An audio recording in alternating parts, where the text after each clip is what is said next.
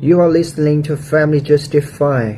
Take a moment, settle in. Today's story will begin now. The moment is burned into me.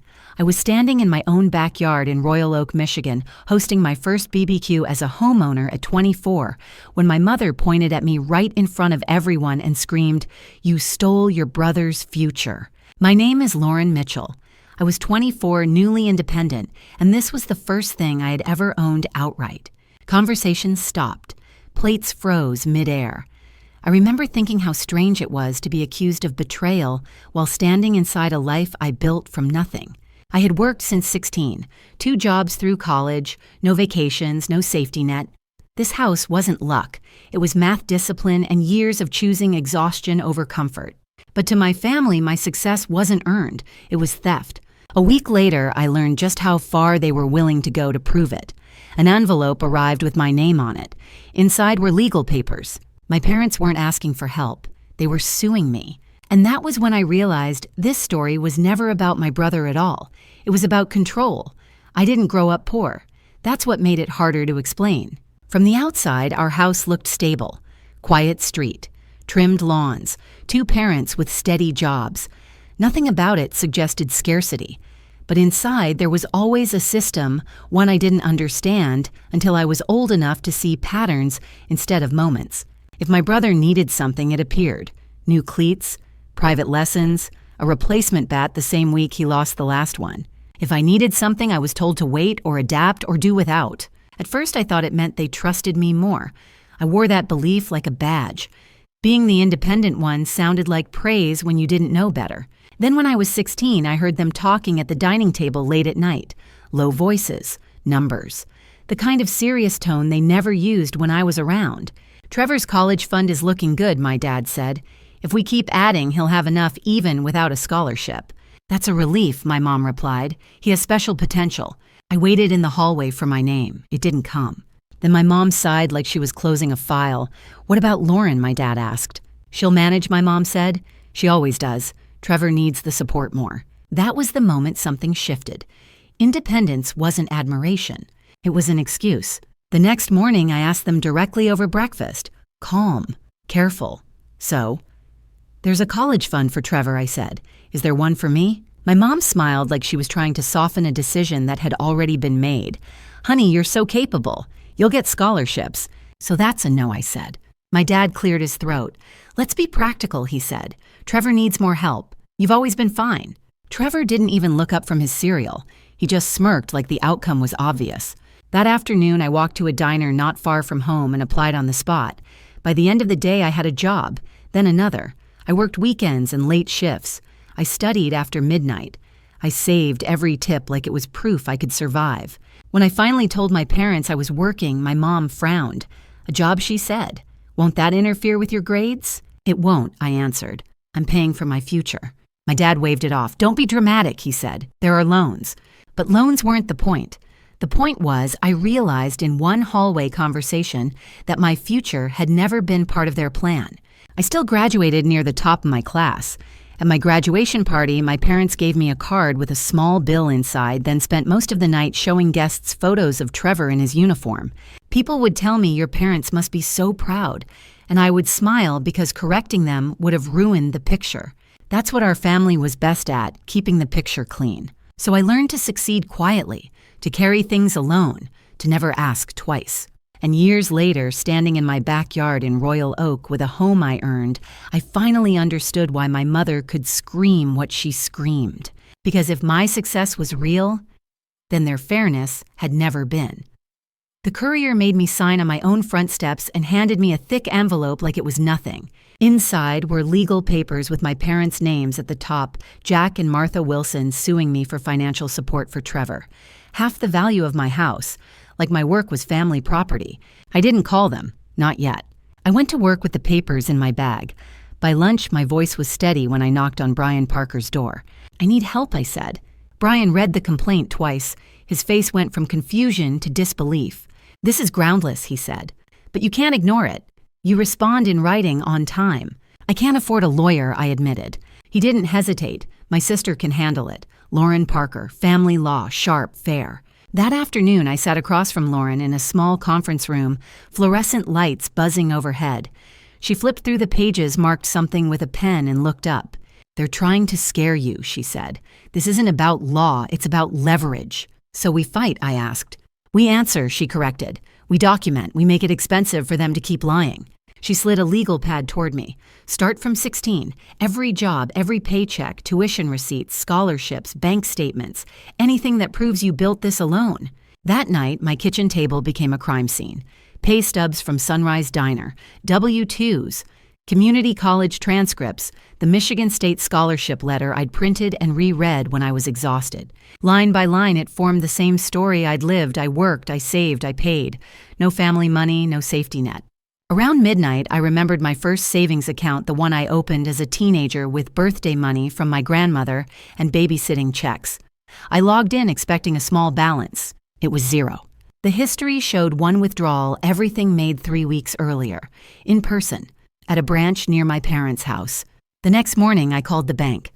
The representative stayed polite as she read the notes. "Yes, ma'am, it was a joint account." "A joint account," I repeated. "You were a minor when it was opened," she said. "A parent had to be listed. Either party could withdraw." Of course, a forgotten technicality waiting to be used. When I told Lauren, she leaned forward like a chess player seeing the board.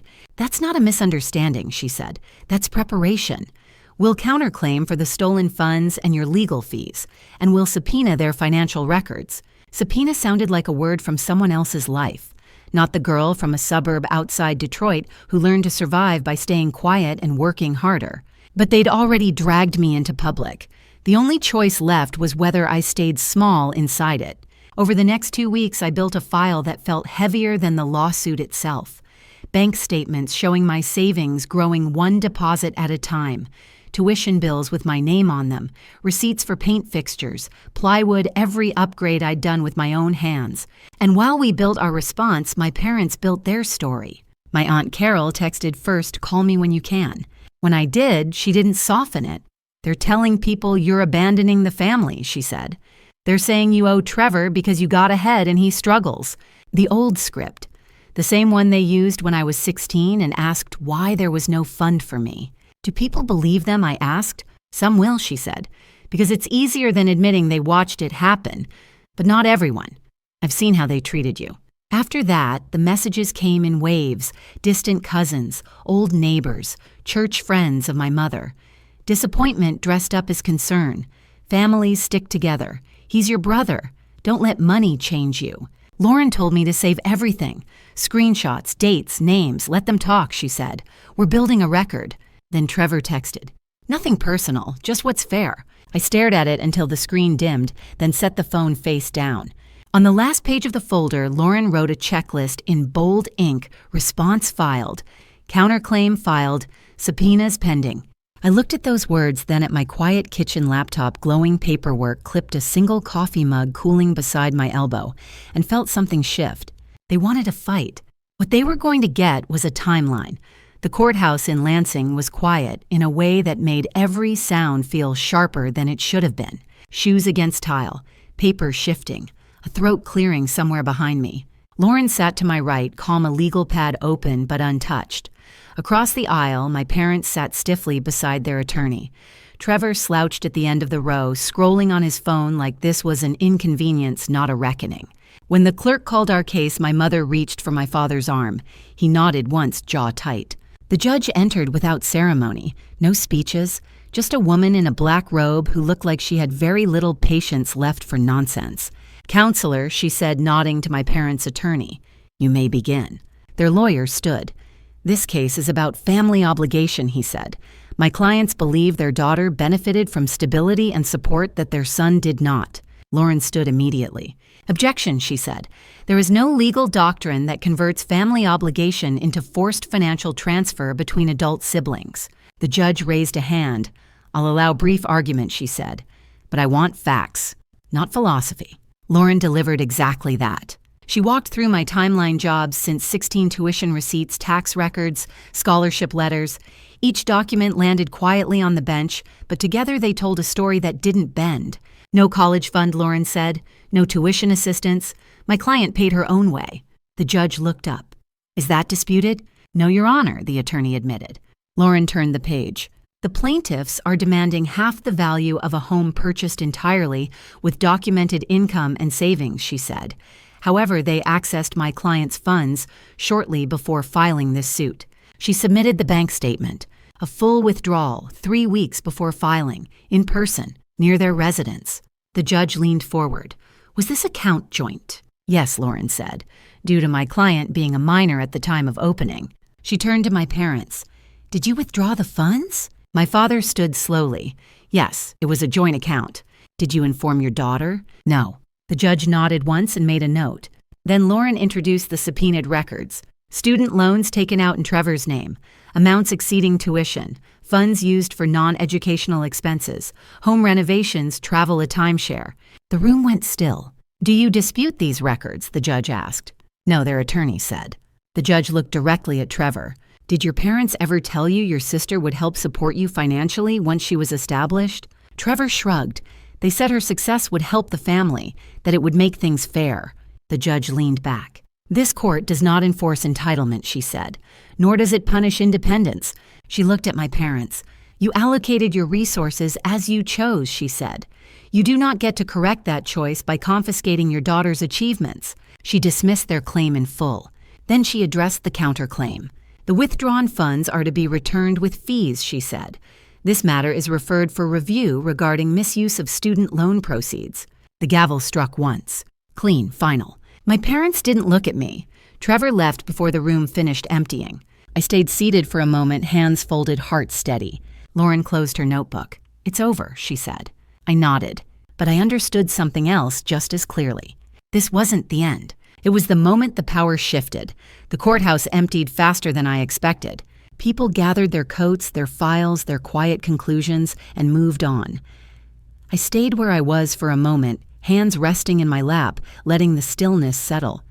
My chest hurt, not sharply, just a dull pressure from holding myself together for so long. Outside, the air felt colder, cleaner. Lauren walked beside me down the steps. You did everything right, she said, from the beginning. I didn't feel right, I answered. She nodded. You rarely do when you're setting a boundary that's overdue. My parents passed us without stopping. My father stared straight ahead.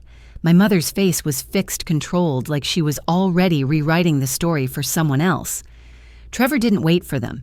He was halfway down the block before I reached the bottom step. I didn't chase him. I didn't need to. Lauren handed me a slim folder. Everything from here on out goes through writing, she said. No calls, no side conversations. That's what I want, I replied, in writing. She studied me for a second, then smiled, small approving. Good. Later that evening, my phone lit up. A text from my mother. We need to talk about what happened today. I stared at it until the screen dimmed, then typed back exactly one sentence. Please direct all communication through counsel. There was no response. An hour later, another message came through, this time from Trevor.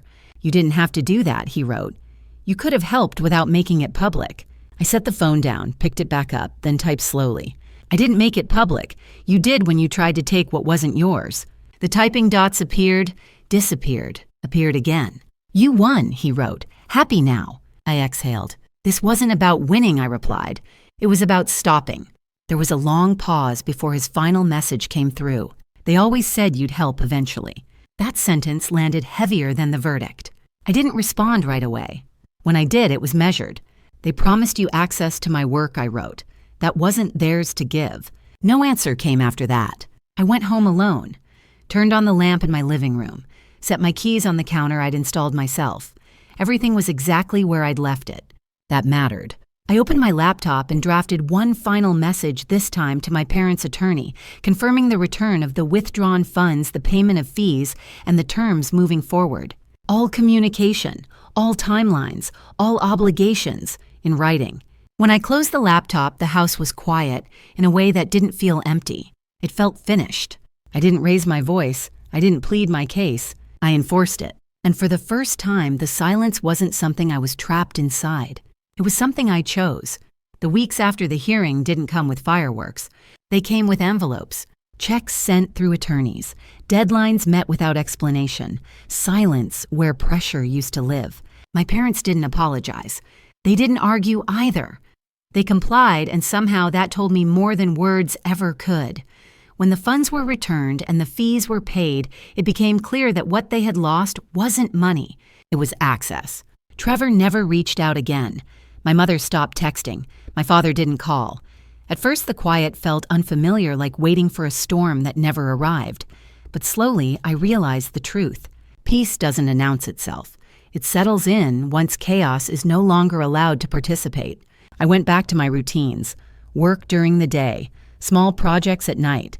I fixed a loose cabinet hinge, planted shrubs along the fence, paid my mortgage on time like I always had. Nothing dramatic, nothing borrowed, nothing owed. And one evening, sitting alone at my kitchen table, I noticed something I hadn't felt in years. I wasn't bracing. I wasn't rehearsing conversations in my head.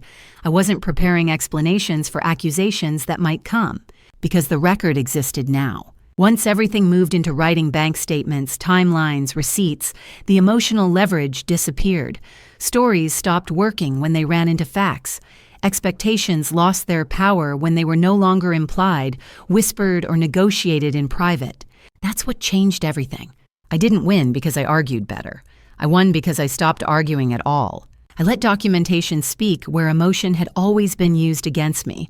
I learned that accountability doesn't respond to guilt or tears or family pressure. It responds to evidence.